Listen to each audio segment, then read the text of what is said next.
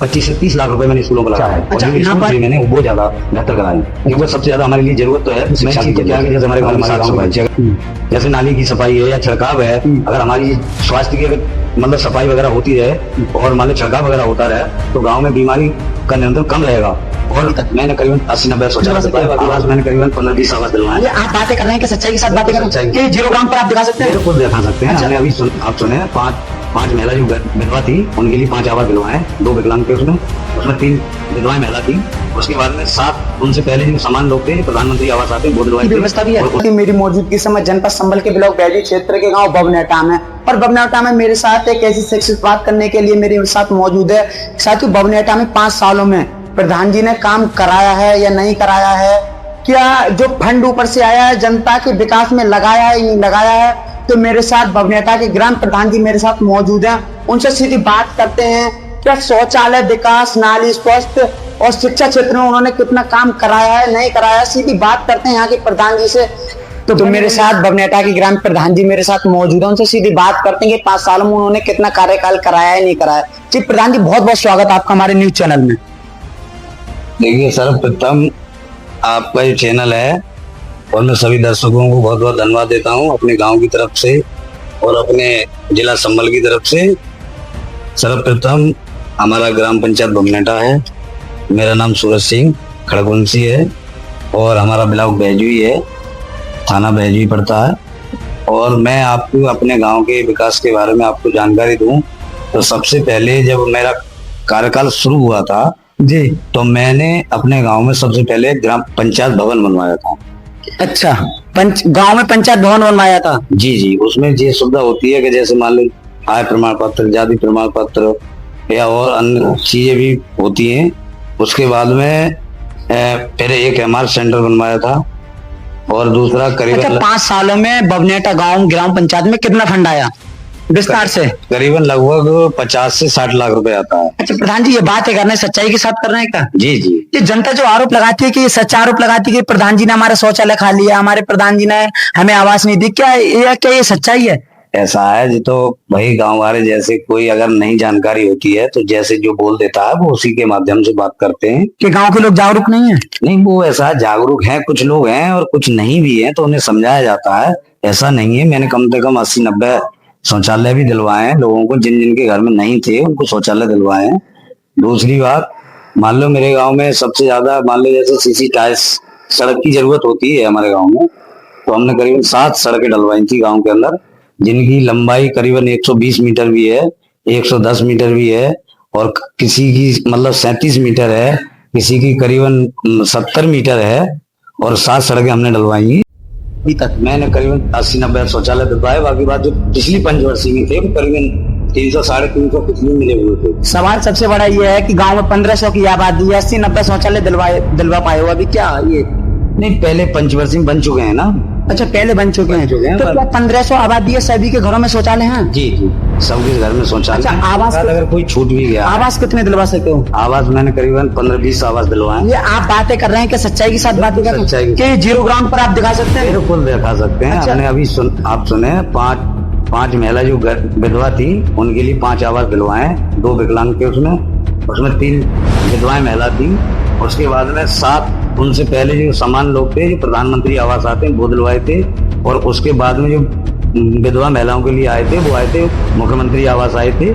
तो ये ऐसे करके हमने करीब 15-20 करीब लगभग दिलवाए थे। अच्छा, अपने कार्यकाल में शिक्षा क्षेत्र में आपने कितना काम किया? शिक्षा क्षेत्र में इतना कराया कि जो हमारे गांव प्राइमरी जूनियर स्कूल हैं, ठीक है, उनको इतनी बढ़िया से मॉडल बनाया है कि उसमें जो भी सुविधा थी, मतलब चाहे वो पेयजल की हो, चाहे क्लास की हो, सीसी टाइल्स से लेकर फ्लोर टाइल्स से लेकर के और उसमें जाल से लेकर के और तुम्हारे की जैसे रसोई में पानी की टंकी का वगैरह मतलब, और अंडरग्राउंड बिजली फिटिंग करीबन 25 से 30 लाख रुपए मैंने स्कूलों को लगाया। अच्छा, यहाँ पर जैसे ये आवारा पशु हैं, गौशाला की भी व्यवस्था भी है? नहीं, मेरे यहाँ पर कोई गौशाला नहीं है। मैंने जो हमारे गाँव में चट्टा पशु थे, हाँ, वो मैंने ट्रैक्टर मंगवाया था और मैंने यहाँ से सबको भरवा करके दूसरी ग्राम पंचायत में गौशाला में भिजवाया था। अच्छा, गौशाला में करवा दिया। जी जी। तो अब तो इस गांव में आवारा पशु जो किसानों को परेशान करते हैं उनका आतंक कैसा है? उसमें ये है, अब तो इक्का दुक्का जैसे मान लो कोई व्यक्ति जैसे पकड़ लेते हैं और वो दूध पीते हैं, पीने के बाद उनको छोड़ देते हैं, बस वही बाकी है। हैं, वैसे ज्यादा कोई ऐसी बड़ी बात नहीं है। अच्छा,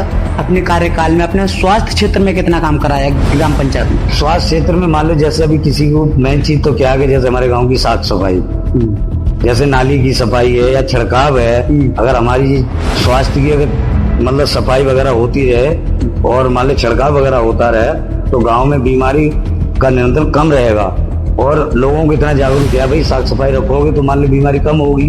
बाकी जैसे अगर किसी को कोई दिक्कत है या परेशानी है तो मान लो हमारे गांव में 2 आशाएं हैं, आंगनबाड़ी है, एनएमएम भी आती रहती है, मतलब हर महीने या 15 दिन में, 10 दिन में, 8 दिन में मतलब चेकअप वगैरह चलते रहते हैं। अच्छा, गांव की सड़क नाली की व्यवस्था कैसे? बिल्कुल एकदम बढ़िया है, फर्स्ट क्लास, कहीं पानी का रुकाव नहीं है। अभी मैंने एक नाला बनवाया है फिलहाल में। अच्छा, अभी मान लो आज 14 तारीख है, करीबन ऐसे 10, 11, 12 तारीख में अभी नाला बनवाया और एकदम नाला खराब था, वो मैंने सही कराया, उसके लिए बहुत बढ़िया मरम्मत कराई उसकी। अच्छा, 5 सालों में कोई ऐसा काम करा हो जो ऐतिहासिक काम रहा हो आपके कोई नजर में हो, सबसे बड़ा काम रहा हो?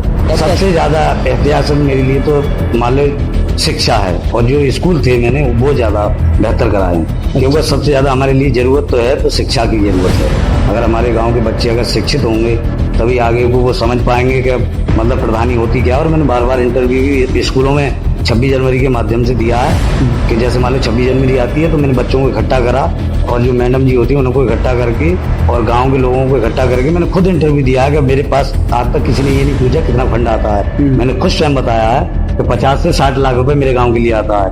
मैंने 25 से करीब 30 लाख 2 स्कूलों में, दिव्यांग शौचालय हैं और बाकी 7 सड़कें डलवाई, करीब 20 से 25 लाख रुपए उस पर लगाया है। कुछ मुझे मनरेगा से मिला हुआ है, ऐसे करके मैंने 50 से 60 लाख रुपए गाँव में लगाया है। और जैसे पेयजल की समस्या होती है, जैसे नल मरम्मत है या रिवॉर होता है, करीब मेरे गांव में 20 नल की लगभग हैं। मैंने मरम्मत से लेकर के रिवॉर से लेकर के किसी को कोई दिक्कत नहीं आने दी। आज भी किसी का फोन आता है कि पानी की समस्या प्रधानी नल ठीक नहीं है तो मैं तुरंत तत्कालीन उस पर कार्रवाई करता हूँ और सब ठीक करा करके लोगों को, भाई हमें जनता ने इसलिए चुना है कि हमारी कुछ सुविधाएं के लिए, अगर हम कोई सुविधा नहीं देंगे उनके लिए तो हमारा क्या रहने का क्या मतलब है।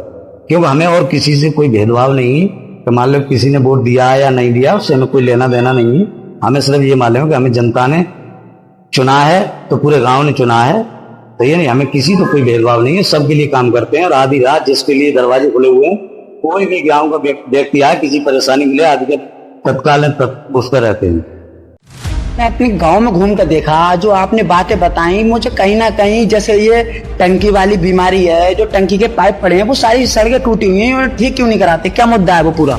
ये है ये जो सरकार की तरफ से टेंडर हुआ है, अच्छा, हर गांव के लिए करीबन 2 से 2.5 करोड़ के बीच में है। जिस गांव में टंकी बनेगी वो ही सड़क मतलब खोद रहे हैं, वो ही ठीक कराएंगे जैसे पानी चलने के बाद। उसमें मान लो पूरे गांव में अगर मरम्मत भी कराया जाए तो इतना फंड भी नहीं मिलेगा प्रधान के लिए, और करा भी देगा तो ये लोग फिर तोड़ देंगे। मगर इन पे ही सारी जिम्मेदारी है। और हमने कई बार मान लो सीडीओ साहब हैं या डीपीआरओ साहब हैं या जिलाधिकारी महोदय हैं, उनके लिए ज्ञापन दिया है कि भाई हमारे गांव में जैसे सड़क टूटी हुई है, लोग दिक्कत में हैं, इधर उधर हमें मान लो गांव के लोग हमें गलत सलत कहते हैं कि भाई आप सड़क नहीं कराते हैं, मगर उसमें हमारा कोई ऐसा रोल नहीं है। मगर जब तक ये टंकी नहीं चालू होगी, जब तक वो सड़कें नहीं ठीक हो पाएंगी, तो हमारा तो सीडीओ साहब से यही कहना था कि सड़कें ठीक हो जाए जल्दी जल्दी, तो इस पर कार्रवाई तत्कालीन हो रही है। हमारे जो ठेकेदार हैं वो अब जैसे जहाँ हमारे गांव में टंकी नहीं बन रही है वो चितौरा में बन रही है, वहीं से हमारी पाइपलाइन आ रही है। गाँव में टंकी नहीं हमारे पास में टच में कोई गाँव? हाँ टच में है, चितौरा गाँव है। चितौरा, क्योंकि हमारे गाँव में जमीन नहीं है इसलिए वो टंकी नहीं बन पाई, तो वो गाँव चितौरा में ही बन रही है, चितौरा से उसकी सप्लाई हो। तो ये समस्या है हमारे आगे। और भाई हम लोगों को आश्वासन देते हैं कि भाई अगर मान लो हमारा कार्यकाल रहा या हमारे बीच में कोई व्यक्ति लाता है तो हम जैसे एक है इसमें प्रावधान है कि जैसे मान लो इसकी जब हैंड ओवर होगी तो उसमें प्रधान का रोल रहेगा। अच्छा, कार्यकाल को देखते हुए आगे क्या उम्मीद लग रही है? आगे उम्मीद ये है कि भाई हमारा तो कार्यकाल मान लो 26 मई तक है, तो हम ज्यादा इसमें कुछ नहीं कहेंगे, क्योंकि हम तो ये चाहेंगे जल्दी से जल्दी चुनाव हो और व्यक्तियों को मौका मिले और अच्छे कार्य हों और हमारी जनता को कोई असुविधा ना हो, सुविधा हो बढ़िया वाली, जो किसी को कोई दिक्कत नहीं आए। तो जैसा कि आपको पता है आजाद 94 हमेशा से जीरो ग्राउंड की रिपोर्ट दिखाता है। जैसा कि बबनेटा की ग्राम प्रधान जी मेरे साथ मौजूद है, इन्होंने अपना पूरा 5 साल का कार्यकाल जीरो ग्राउंड से दिखा दिया। अब यहाँ पर सबसे बड़ा मुद्दा ये, जो प्रधान जी ने सच्चाई के साथ जो बातें उगली हैं वो जीरो ग्राउंड पर बने रही है। हम जीरो ग्राउंड पर एक एक चीज आपको दिखाने वाले हैं, बने रही।